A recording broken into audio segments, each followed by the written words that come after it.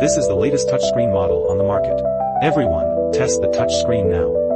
After half an hour, the lower part isn't responding.